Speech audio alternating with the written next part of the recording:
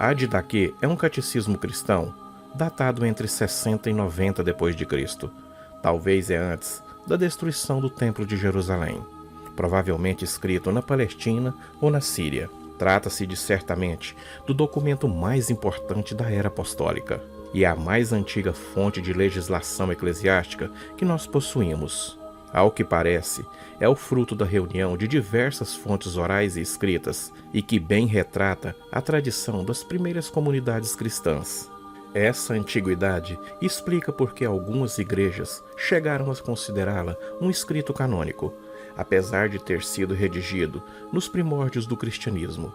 Sua mensagem é válida até para os dias de hoje.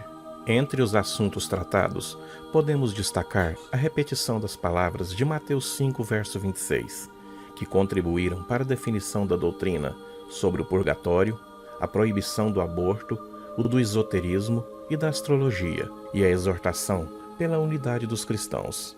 O pergaminho retrata também o sacramento do batismo, a confissão dos pecados, a Eucaristia, o batismo ministrado por imersão ou infusão, e também na forma como vemos a Trindade.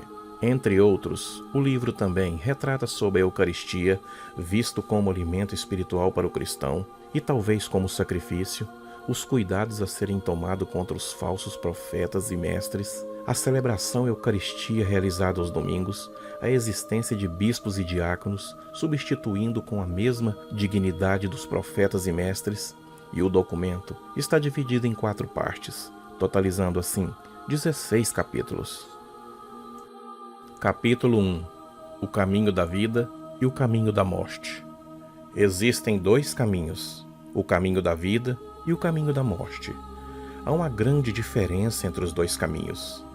Este é o caminho da vida. Primeiro, ame a Deus que o criou. Segundo, ame a seu próximo como a si mesmo. Não faça ao outro aquilo que você não quer que faça com você. Este ensinamento é derivado dessas palavras: bendiga aqueles que amaldiçoam, reze por seus inimigos e jejume por aqueles que persegue. Ora, se você ama aqueles que o amam, que graça você merece? Os pagãos também não fazem o mesmo? Quanto a você, amem aqueles que o odeiam, e assim você não terá nenhum inimigo. Não se deixe levar pelo seu instinto. Se alguém lhes bofetear na face direita, oferece também a outra face, e assim você será perfeito. Se alguém o obrigar a caminhar por 1 quilômetro, acompanhe-o por 2. Se alguém lhes tirar o manto, ofereça-lhe também a túnica. Se alguém toma alguma coisa que lhe pertence, não a peça de volta, porque não é direito. Dê a quem lhe pede e não peça de volta, pois o Pai quer que os seus bens sejam dados a todos. Bem-aventurado é aquele que dá conforme o mandamento, pois será considerado inocente. Ai daquele que recebe, se pede por estar necessitado, será considerado inocente. Ai daquele que recebe, se pede por estar necessitado, será considerado inocente. Mas se recebeu sem necessidade, prestará contas do motivo e da finalidade. Será colocado na prisão e será interrogado sobre tudo aquilo que fez, e daí não sairá de volta até pagar o último centavo. Sobre isso também foi dito, que a sua esmola fique suando nas suas mãos, até que você saiba para quem está dando. Capítulo 2. O segundo mandamento da instrução é: não mate, não cometa adultério, não corrompa os jovens, não fornique, não roubem, e não pratique a magia nem a feitiçaria. Não mate a criança no seio da sua mãe, e nem depois que ela tenha nascido. Não cobices os bens alheios, e nem cometa falso juramento. Não preste falso testemunho, e não seja maldoso, e nem vingativo. Não tenha duplo pensamento ou linguajar, pois o duplo sentido é armadilha fatal. A sua palavra não deve ser em vão, mas comprovada na prática.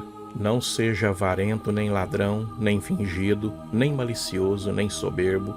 Não planeje o mal contra o seu próximo. Não odeie ninguém, mas corrige alguns. Orem pelos outros e ame ainda aos outros, mais do que a si mesmo.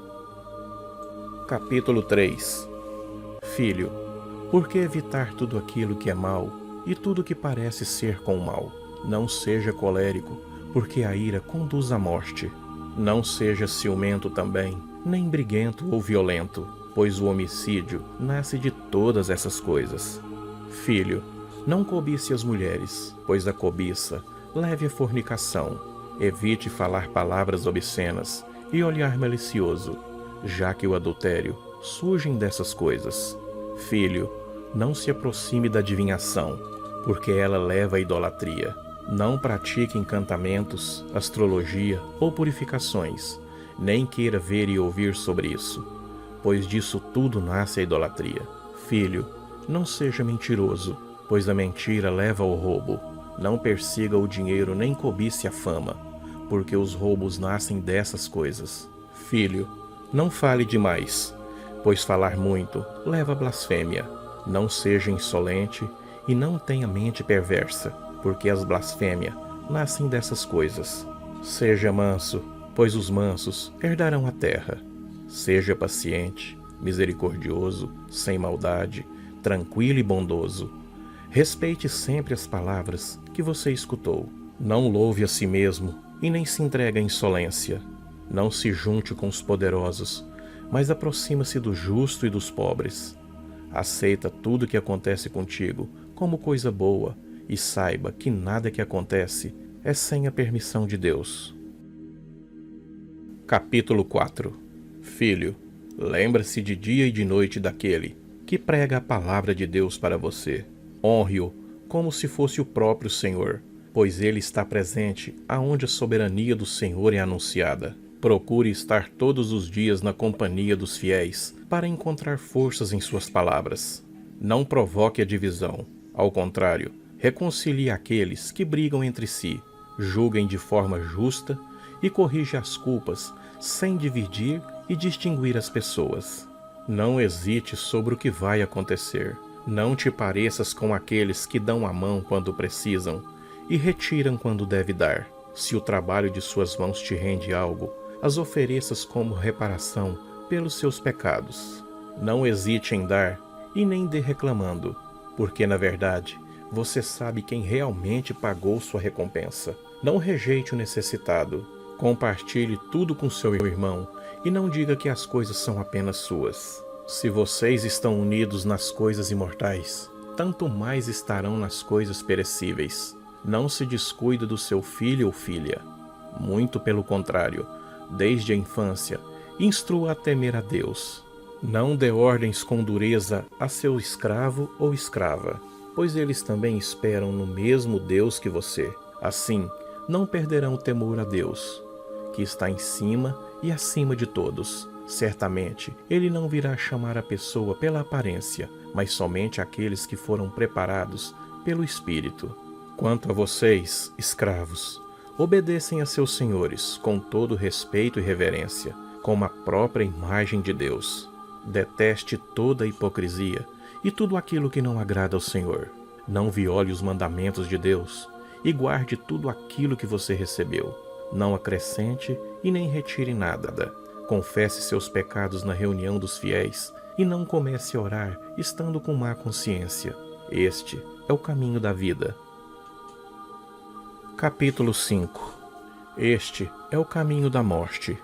Primeiro, é mau, cheio de maldições, homicídios, adultérios, paixões, fornicações, roubos, idolatrias, magias, feitiçarias, rapinas, falsos testemunhos, hipocrisia, coração com duplo sentido, fraudes, orgulhos, maldades, arrogância, avarezas, palavras obscenas, ciúmes, insolência, altivez, ostentação e falta de temor a Deus.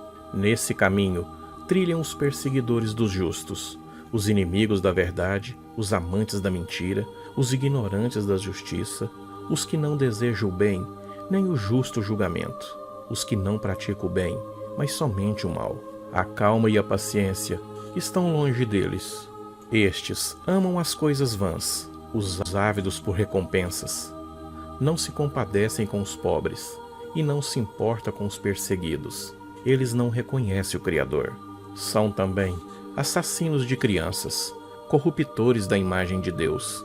Eles desprezam os necessitados, oprimem os aflitos, defendem os ricos, julgam injustamente os pobres e, finalmente, são pecadores consumados. Filho, afaste-se disso tudo. Capítulo 6. Fique atento para que ninguém afaste do caminho da instrução, pois quem faz isso ensina as coisas que não pertencem a Deus. Você será perfeito se conseguir carregar todo o jugo do Senhor. E se isso não for possível, faça o que você puder. A respeito da comida, observe o que puder. Não coma nada do que é sacrificado aos ídolos, pois esse culto é destinado a deuses mortos. Capítulo 7. A celebração litúrgica. Quanto ao batismo, faça assim.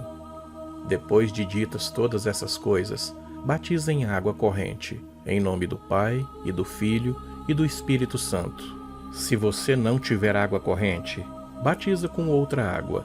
Se não puder fazer batizar com água fria, batizem com água morna. Na falta de um ou outra, derrame água 3 vezes sobre a sua cabeça, em nome do Pai, do Filho e do Espírito Santo. Antes de batizar, tanto aquele que batiza como o que está batizando, bem como aqueles que puderem, devem observar o jejum. Você deve ordenar ao batizando um jejum de 1 ou 2 dias. A celebração litúrgica. Os seus jejuns não devem coincidir com os dos hipócritas. Eles jejuam no 2º e no 5º dia da semana. Porém, você deve jejuar no 4º dia e no dia da preparação. Não orem com os hipócritas, mas como o Senhor ordenou em seu Evangelho. E quando fores orarem, orem assim: Pai nosso que estais no céu, santificado seja o vosso nome. Venha o teu reino, e seja feita a tua vontade, assim na terra como nos céus. O pão nosso de cada dia nos dai hoje. Perdoai as nossas dívidas, assim como também perdoamos os nossos devedores. E não nos deixe cair em tentação, mas livra-nos de todo mal, porque teu é o poder e a glória para todo sempre. Rezem assim 3 vezes ao dia. Capítulo 9. Celebre a Eucaristia assim. Diga primeiro sobre o cálice: Nós te agradecemos, Pai nosso, por causa da santa vinha do teu servo Davi, que nos revelaste através do seu servo Jesus. A ti, glória para sempre.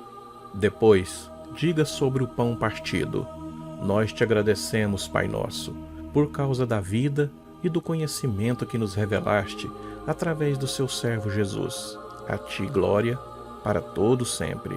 Da mesma forma como este pão partido havia sido semeado sobre as colinas e depois foi recolhido para se tornar um, assim também seja reunida a tua igreja, desde os confins da terra, no teu reino, porque teu é o poder e a glória, por Jesus Cristo, para sempre. Que ninguém coma e nem beba da Eucaristia sem antes ter sido batizado em nome do Senhor, pois sobre isso o Senhor disse: Não dê as coisas santas aos cães. Capítulo 10. Após ser saciado, agradeçam assim: Nós te agradecemos, Pai Santo, por teu santo nome que fizeste habitar em nossos corações, e pelo conhecimento, pela fé e a imortalidade que nos revelaste através do seu servo Jesus. A ti, glória para todo sempre. Tu, Senhor onipotente, criastes todas as coisas por causa do teu nome, e deste aos homens o prazer do alimento e da bebida para que te agradeçam. A nós, porém, deste uma comida e uma bebida espiritual e uma vida eterna através de teu servo. Antes de tudo, te agradecemos, porque és poderoso. A ti, glória para todo sempre. Lembra-te, Senhor, da tua igreja, livrando-as de todo o mal e aperfeiçoando no teu amor. Reúne dos 4 ventos esta igreja santificada para teu reino que lhe preparastes, porque teu é o poder e a glória para sempre. Que a tua graça venha e este mundo passe. Hosana ao Deus de Davi. Venha quem é fiel e converta-se quem é infiel. Maranata, amém. Deixe os profetas agradecerem à vontade. Capítulo 11. Vida em comunidade. Se alguém vier até você e ensinar tudo o que foi dito anteriormente, este deve ser acolhido. Mas se aquele que ensina é perverso e ensinar outra doutrina para destruir, não lhe dê atenção. No entanto, se ele ensina para estabelecer a justiça e conhecimento do Senhor, você deve acolhê-lo, como se fosse o próprio Senhor. Já quanto aos apóstolos e profetas, faça conforme o princípio do Evangelho. Todo apóstolo que vem até você deve ser recebido como o próprio Senhor. Ele não deve ficar mais que um dia, ou, se necessário, mais outro. Se ficar 3 dias, é um falso profeta. Ao partir, o apóstolo não deve levar nada, a não ser o pão necessário para chegar ao lugar onde deve parar. Se pedir dinheiro, é um falso profeta.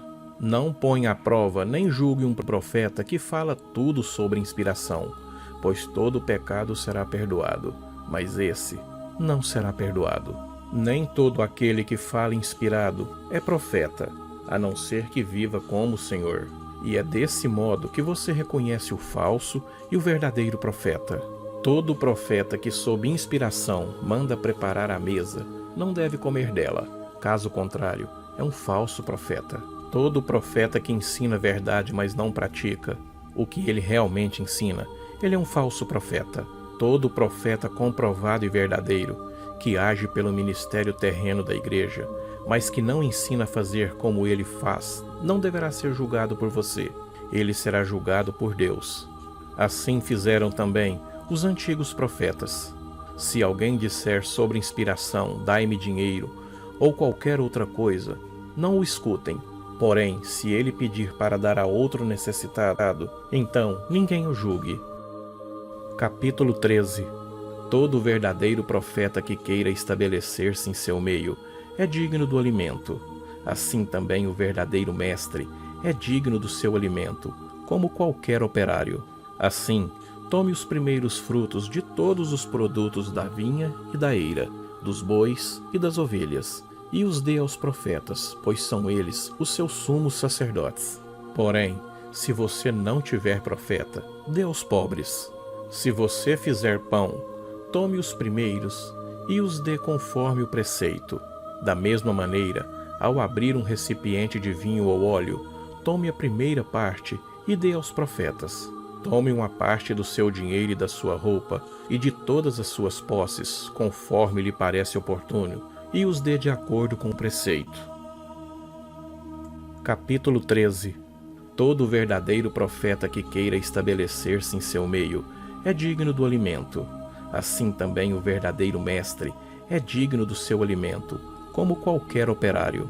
Assim, tome os primeiros frutos de todos os produtos da vinha e da eira, dos bois e das ovelhas, e os dê aos profetas, pois são eles os seus sumos sacerdotes.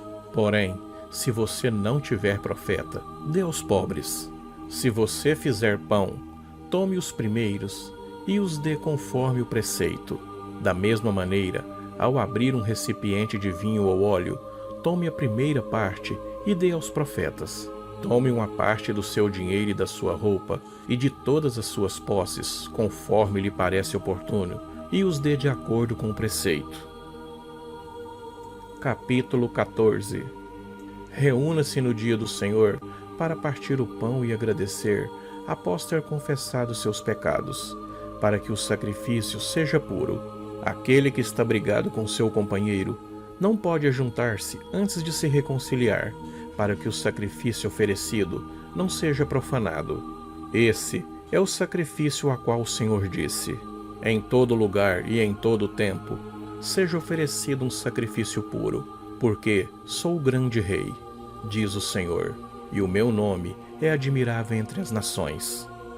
Capítulo 15. Escolha bispos e diáconos dignos do Senhor.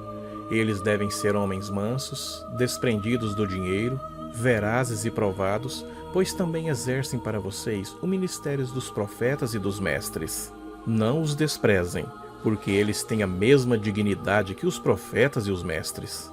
Corrijam uns com os outros, não com ódio, mas com paz, como você vê no Evangelho. E ninguém fale com uma pessoa que tem ofendido o próximo, que essa pessoa não escute uma só palavra sua até que se tenha arrependido. Faça suas orações, esmolas e ações da forma que você vê no Evangelho de nosso Senhor Jesus Cristo. O fim dos tempos. Vigie sobre a vida uns dos outros. Não deixe que sua lâmpada se apague e nem afrouxe o cinto dos rins. Fique preparado, porque você não sabe o dia nem a hora que nosso Senhor chegará. Reúne-se com frequência para que juntos procure o que convém a vocês, porque nada lhe servirá todo o tempo que viveu a fé se no último instante não tivesse perfeito. De fato, nos últimos dias se multiplicarão os falsos profetas e corruptores. As ovelhas se transformarão em lobos e o amor se converterá em ódio. Aumentando a injustiça, os homens se odiarão e se perseguirão e se trairão uns aos outros. Então, o sedutor do mundo aparecerá, como se fosse o Filho de Deus, e fará sinais e prodígios. A terra será entregue em suas mãos, e cometerá crimes como jamais foram cometidos desde o começo do mundo. Então, toda criatura humana passará pela prova do fogo, e muitos escandalizados perecerão. No entanto, aqueles que permanecerem firmes na fé serão salvos por aquele que os outros amaldiçoam. Então, aparecerão os sinais da verdade. Primeiro, o sinal da abertura no céu. Depois, o sinal do toque da trombeta. E em terceiro, a ressurreição dos mortos. Sim, a ressurreição, mas não de todos, conforme foi dito. O Senhor virá e todos os santos estarão com ele.